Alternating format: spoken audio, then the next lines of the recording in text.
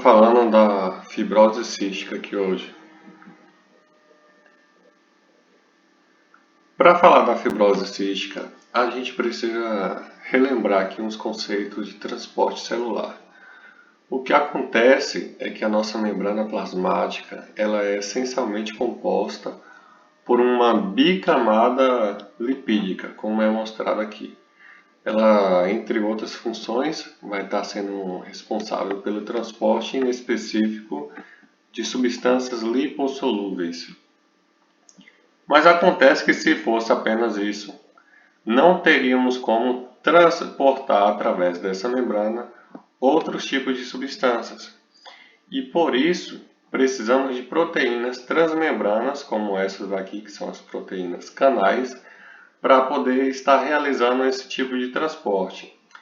Essas proteínas canais estarão realizando um transporte específico de substâncias hidrossolúveis, que é o caso aqui do íon potássio, do íon cloro e do íon sódio. A fibrose cística, pessoal, ela é uma doença genética de padrão autossômico recessivo. Significa que para a criança ser fibrocística, ela vai herdar um Fzinho do pai e um Fzinho da mãe. Esses Fzinho, quando estão juntos, vão gerar um defeito no gene CFTR e isso vai levar a uma proteína CFTR defeituosa. Essa proteína CFTR é a proteína responsável pela condução do cloro de um lado para o outro da membrana plasmática. E o defeito dessa proteína vai levar a uma série de complicações sistêmicas aí, que a gente já vai dar uma olhada já. Aqui apenas uma curiosidade é que, embora seja rara, fibrose cística ela não é negligenciada pelo nosso sistema de saúde. Ela está incluída dentre outras doenças que são diagnosticadas pelo teste do pezinho. E além disso, temos o dia 5 de setembro como Dia Nacional de Conscientização sobre a Fibrose Cística. Bom, para falar da fisiopatologia da fibrose cística, a gente sempre parte do normal para o patológico. E o que acontece normalmente aqui é que em nossos pulmões temos esses tubos que vão se ramificando e ficando cada vez menor, até chegar nos alvéolos pulmonares, que são a parte mais importante de nossos pulmões, que é conhecido como parênquima pulmonar, onde ocorrem as trocas gasosas. Aqui a gente vê um brônquio, que isso aqui é o brônquio. Aqui a gente vê o brônquio em corte e na parede desse brônquio podemos encontrar basicamente duas células, dois tipos de células, que são as células ciliadas, que possuem cílios, e as células caliciformes, que são essas aqui que parecem um cálice. As células caliciformes, pessoal, ela vai produzir muco e esse muco vai revestir toda a parede desses tubos aqui, que eu já havia comentado com vocês. Por que esse muco é importante?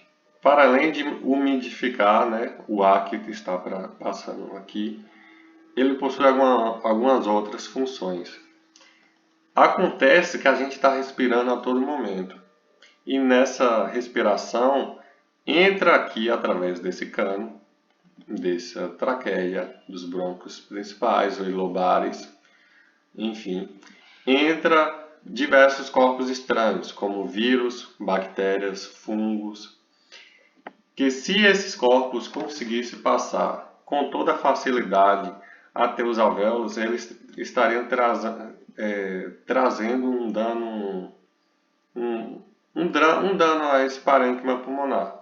E por isso, o muco ele é muito importante em exercer a função de prender essas partículas estranhas, esses corpos estranhos, na parede desses tubos. Então, esses micro-organismos, essas poeiras, essas fuligens ficam presos na parede dos tubos e os cílios aqui lindamente vão varrendo essas partículas até aqui em cima, onde temos os receptores de tosse e de deglutição. Aí o indivíduo tosse ou ele simplesmente vai deglutir. Aqui a gente tem um funcionamento normal do gene CFTR. Como eu falei, as células califormes estão aqui produzindo muco que reveste a parede do brônquio, tá bom? E a proteína normal, CFTR, funcionando aqui.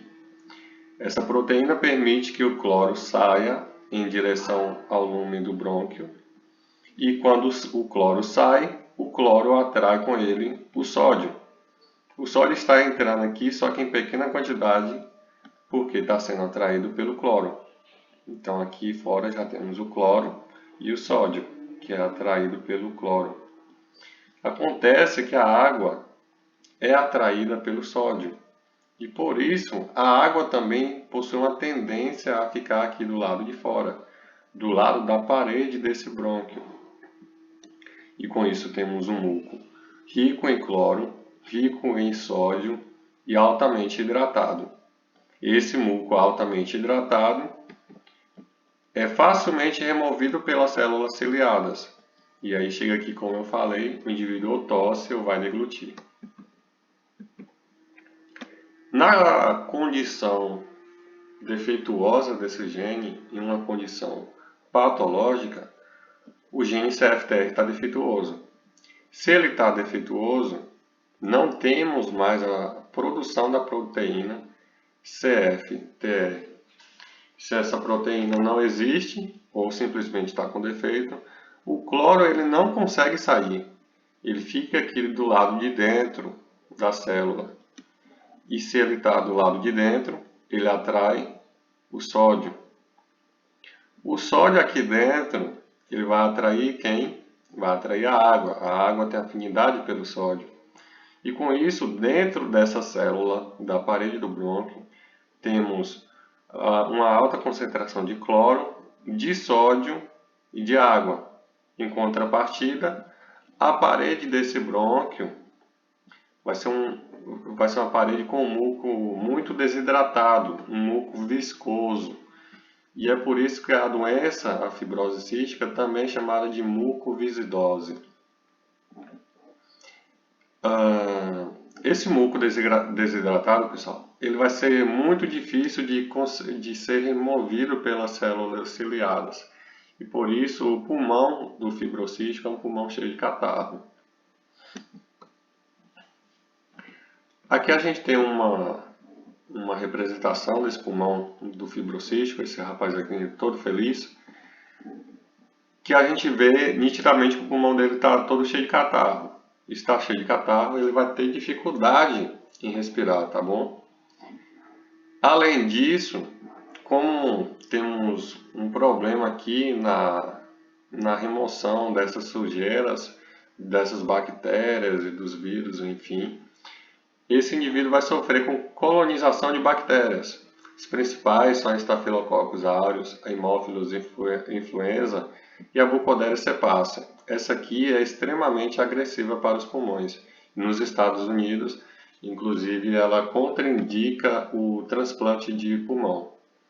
E claro, a gente está tendo uma colonização de bactéria aqui, isso vai levar a um processo inflamatório, e um processo inflamatório nos receptores de tosse não tem outro nome, é tosse. No pâncreas, novamente, em relação à fisiopatologia no pâncreas, a gente vai novamente do normal para o patológico.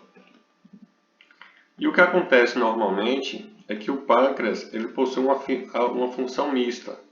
Ele é tanto uma glândula endócrina, com função de secretar hormônios na circulação sanguínea, como também uma função exócrina, com a sua função aí sendo relacionada à secreção do suco pancreático, que é rico em enzimas, aqui na papila maior do duodeno, diretamente no duodeno.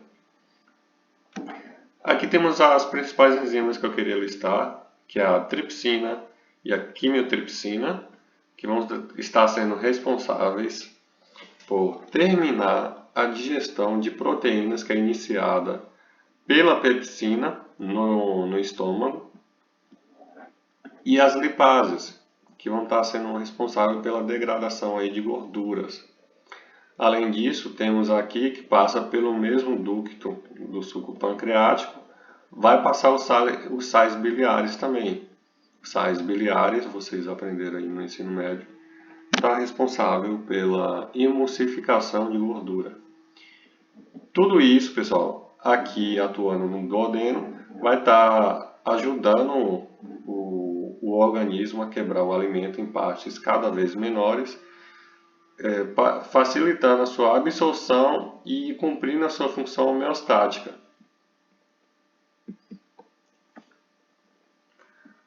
Ocorre que em condição patológica, esse ducto pancreático aqui, ele vai estar todo entupido pelo mesmo mecanismo que eu expliquei dos pulmões.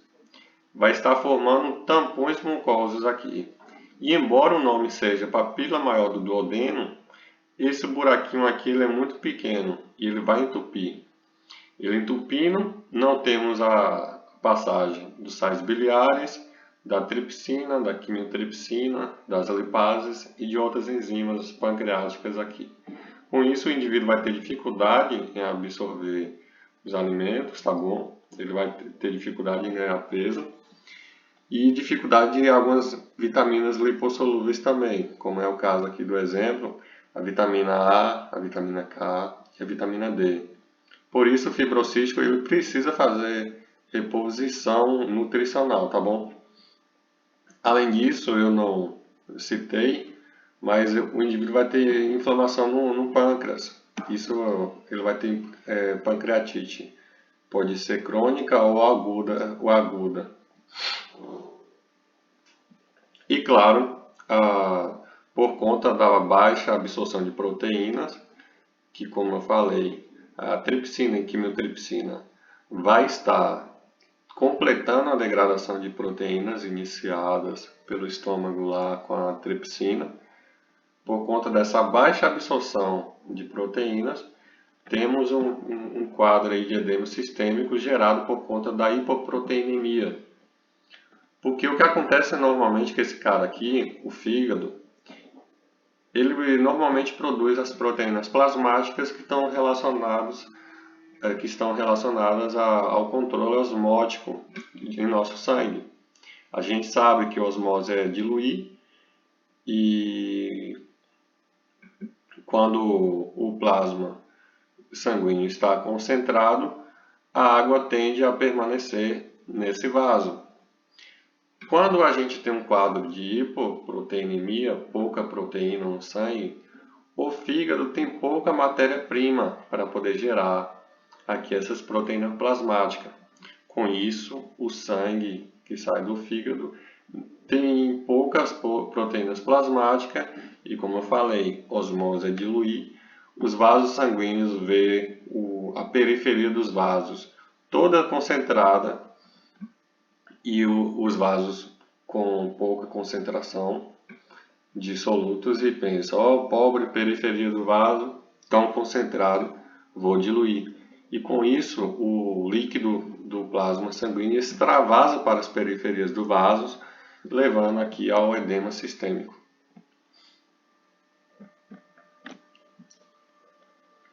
Na pele, pessoal, o sentido do cloro é inverso. O que ocorre normalmente aqui é que o cloro entra novamente na célula do indivíduo.